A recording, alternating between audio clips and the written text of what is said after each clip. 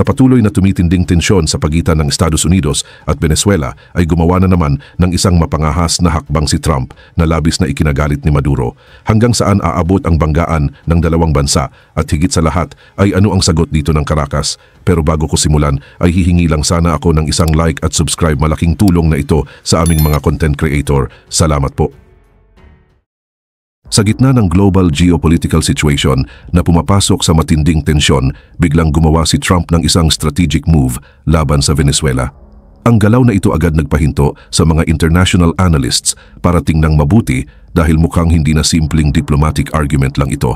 Ang totoong gulo ay sumabog nang i-reveal ni Trump ang isang kontrobersyal na utos para kay Secretary of War ng BSF na payagan ang opening fire sa mga drug trafficking ships sa Caribbean Sea.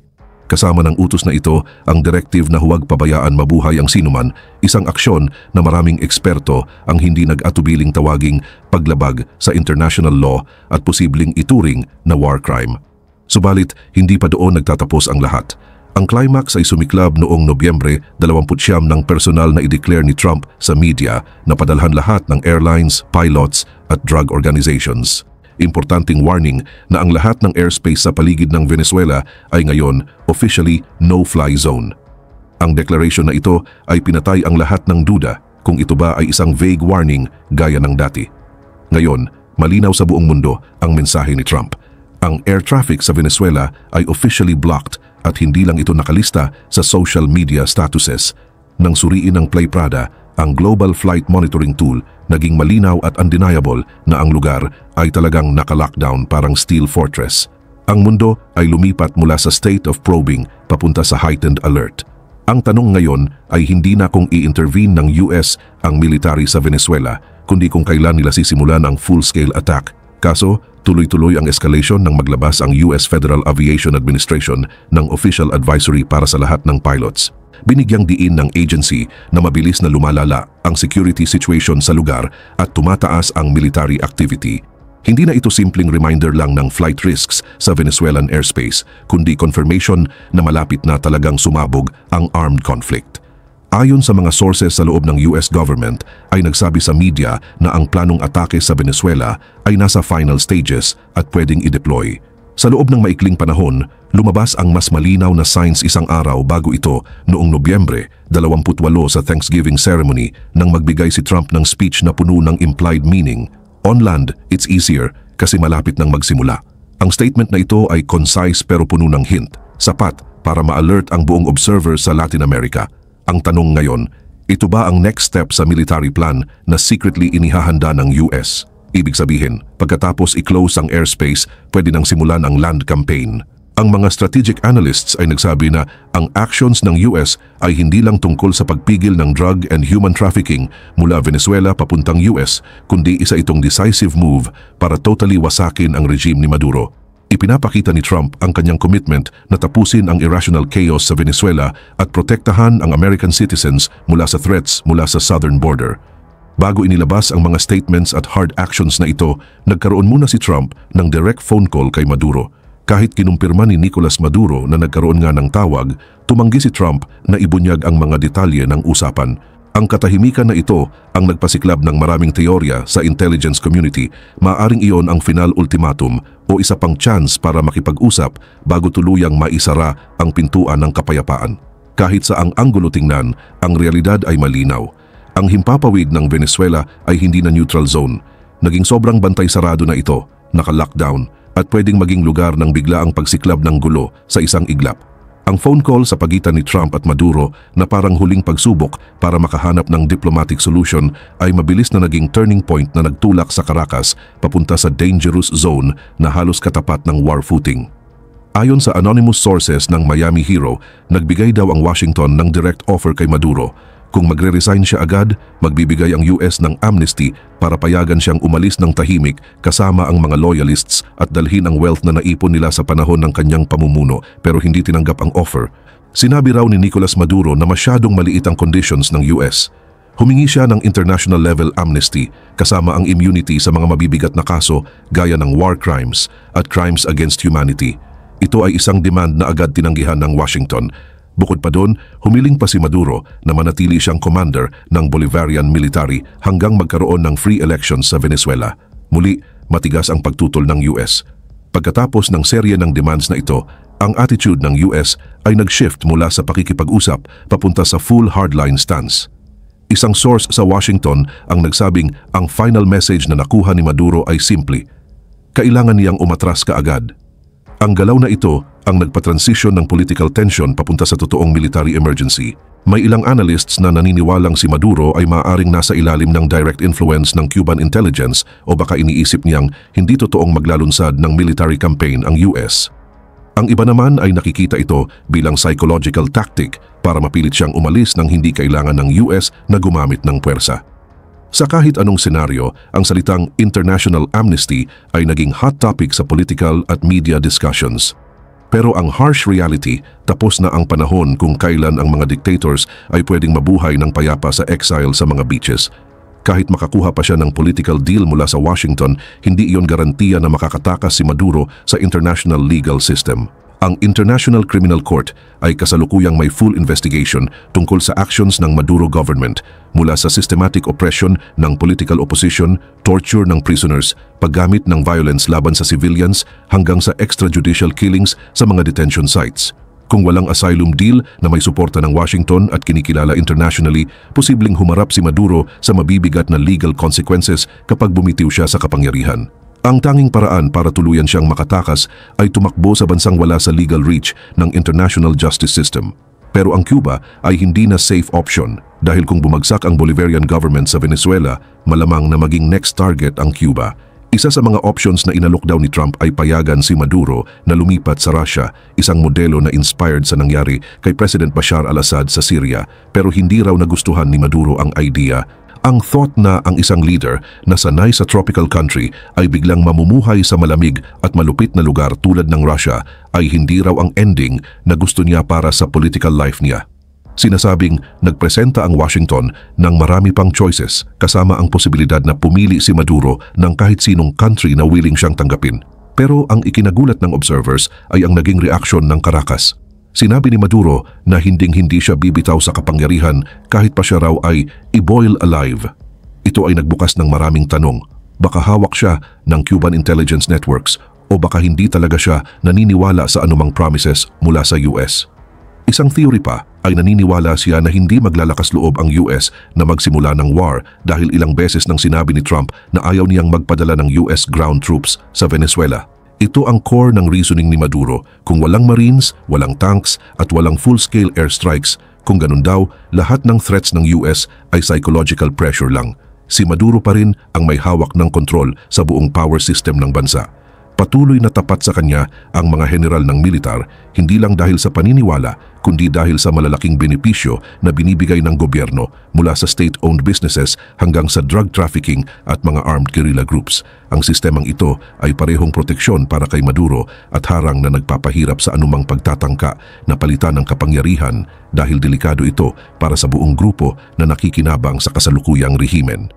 Sa Venezuela, wala sa mga nasa kapangyarihan ang gustong mawala ang lahat. Kaya ang gusto nila ay magtago at magpatatag. Ang power struggle ay papunta na sa linya na kapag nalampasan, hindi na pwedeng umatras. Kung ang unang teorya ay nagsasabing may direktang ultimatum na ipinadala kay Maduro para umatras at maiwasan ang military intervention, ang pangalawang teorya naman ay mas tahimik at mas strategic. Sa senaryong ito, ang phone call sa pagitan ni Trump at Maduro ay hindi para manakot, kundi para mag-set up ng isang secret agreement.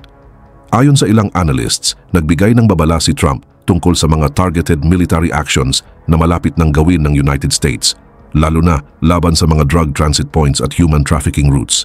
Hindi na bago ang style na ito kay Trump.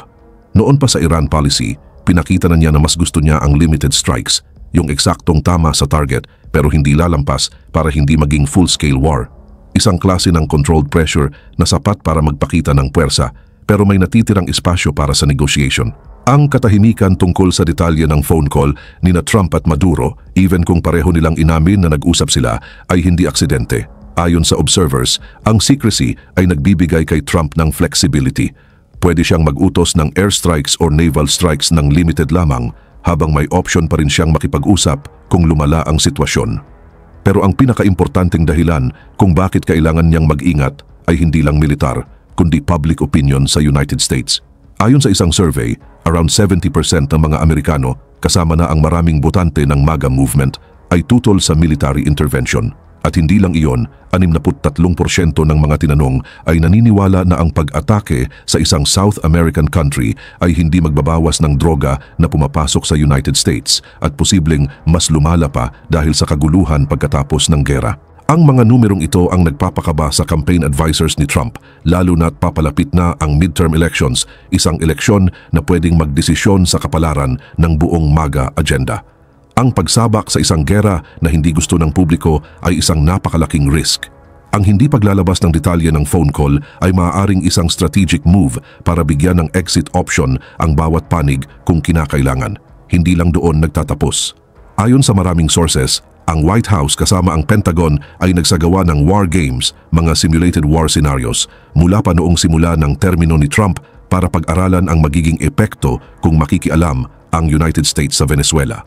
Ang resulta ng halos lahat ng simulasyon ay negatibo. Ang Venezuela ay isang bansang may napakalawak na teritoryo, komplikadong political system at isang administratibong sistema na halos sirang-sira na. Sa loob mismo ng bansa, nandoon ang iba't ibang armed groups, drug cartels, organized crime at local guerrilla forces, kaya sobrang komplikado ng sitwasyon. Kahit anumang military operation na walang ground troops ay halos imposibleng kontrolin ang magiging security aftermath. Kapag bumagsak ang military ng gobyerno, mataas ang posibilidad na lilitaw ang iba't ibang armed factions, mag-aagawan sa teritoryo at bubuo ng sarili nilang local power zones. Posible ring dumagsa ang refugees patungong Colombia, Brazil at mga karatig bansa na magdudulot ng regional instability. At ang mga dati parang simulation lang na ngayon ay nangyayari na sa totoong buhay dahil sa mga ulat nitong mga nakaraang buwan na nagpapakita ng parehong pattern sa loob ng Venezuela. Ang mga international conflict monitoring organizations tulad ng Risk Group at Thompson Center ay parehong nagbabala na kung hindi magpapadala ng ground forces ang United States, kahit gaano pa ka-precise ang airstrikes, maaaring humantong ang Venezuela sa total chaos. Kapag bumagsak ang control system ng Maduro government pero walang kapalit na transition mechanism, posibleng magtagal ang anarchy, hindi lang buwan kundi maging taon. Ito ang dahilan kung bakit sinasabi ng mga strategists sa Washington na ang Venezuela ay hindi lang simpleng target, isa itong political trap at anumang maling galaw ay pwedeng magdulot kay Trump ng napakalaking kapalit, ang sarili niyang political future. Isang bagay na kailangan talagang bigyang diin. Ang lahat ng mga teoryang lumalabas ngayon ay hindi lang galing sa media o mga observers sa labas. Mismong sa loob ng mga political agencies sa Washington, kumakalat na rin ang mga ito.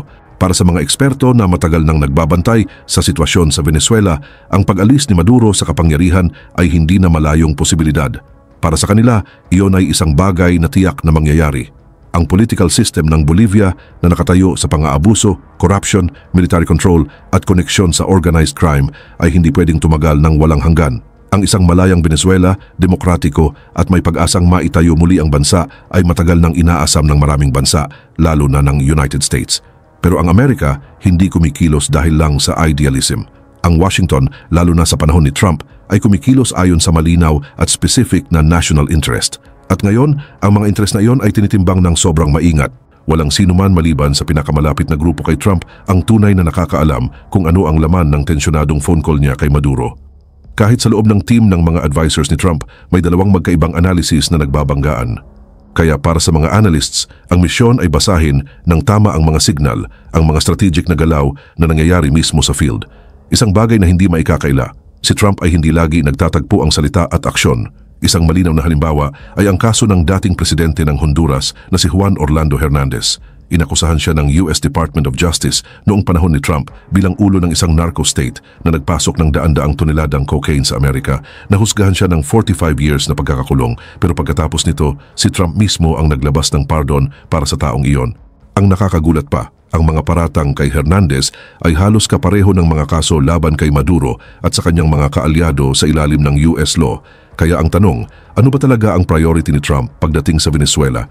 Ayon sa karamihan ng observers, ang pinakaposibleng senaryo, ang phone call ni Trump kay Maduro ay isang ultimatum at ang Amerika ay nagpadala ng malinaw na huling babala. Ang military at political pressure ay tumataas, hindi lang dahil kay Trump kundi dahil sa mga pangunahing tao sa kanyang administrasyon, lalo na si US Secretary of State Marco Rubio na may malaking impluensya sa Latin America policy at isa sa pinakamatinding kritiko ng Chavismo.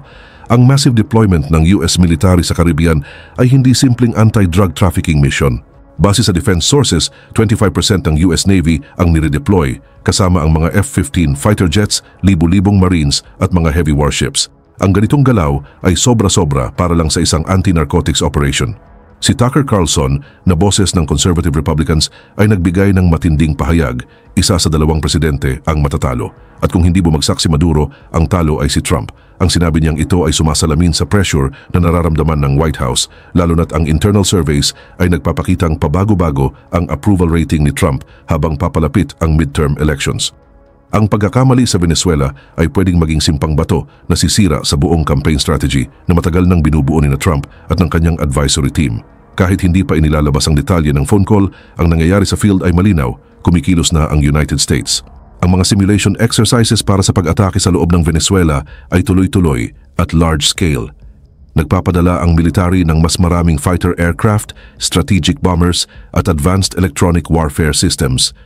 Bawat linggo, tumataas ang level ng readiness ng US forces sa Caribbean. Ang ibig sabihin nito, hindi lang sila naghahanda para sa hypothetical scenario, naghahanda sila para sa isang tunay na operasyon. Kamakailan lang, pinayagan ng Dominican Republic ang US military na gamitin ang San Isidro Air Base at ang Las Americas International Airport bilang refueling at logistics hubs. Sa Trinidad and Tobago naman, nag-deploy ang US Marines ng Early Warning Radar System sa Piarco International Airport, isang galaw na kinumpirma mismo ng US Joint Chiefs of Staff. Sa Puerto Rico, pinalalawak pa ang operations. Ang logistics at reconnaissance units ay nagtatayo ng strategic positions para suportahan ang isang operasyon na maaaring mangyari anumang oras. At kapag tiningnan ang military map ng Caribbean ngayon, isang bagay ang halatang halata. Unti-unting kumikipot ang US military encirclement sa paligid ng Caracas.